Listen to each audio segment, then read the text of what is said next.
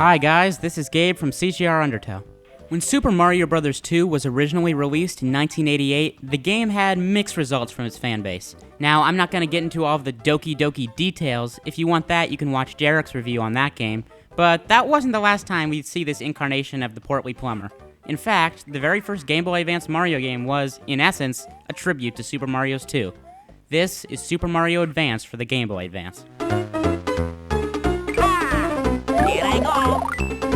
Now, like I said, this is basically just a tribute to Super Mario Bros. 2. If you've already played that game, then you know what to expect, but that doesn't mean that it isn't worth trying out. This is, without a doubt, the best controlling Mario game that I have ever played. While I occasionally would fall into a pit of fire by mistake in a game like Super Mario World, this never seems to happen in Super Mario Advance. Now, I don't think this is down to just porting a good version of Super Mario Bros. 2 to the Game Boy either. It's much more than that. The game feels like it was just made for the Game Boy Advance, even more so than some titles that, well, actually were made for the Game Boy Advance.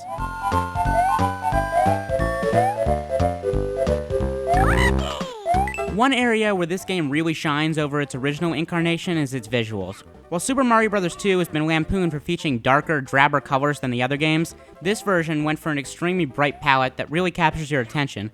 In addition, many of the character models look much better, and Luigi is actually distinguishable from Mario. Actually, all of the characters look great, but that doesn't mean you have to use them. There is no reason why anyone should be forced to use Peach. She just sucks. Now, unlike the original NES title, Super Mario Advance also features a couple of new bosses and minigames, and these are implemented fairly well to a degree. In addition to the game's main story mode, there is also a port of the original arcade game Mario Bros. To try out. This is not a direct port, and like the campaign, it features a new visual style that looks perfect on the Game Boy Advance. That being said, it is evident that we have come a long way since the original Mario Bros. If you haven't played this game, it's worth checking out, but it just doesn't grab your attention like other Mario games do. Super Mario Advance also features some of the best music on the Game Boy Advance. It's the stuff you would expect, but it sounds good for a handheld system with just a speaker on the front. That being said, nothing could ever beat the music from Super Mario World.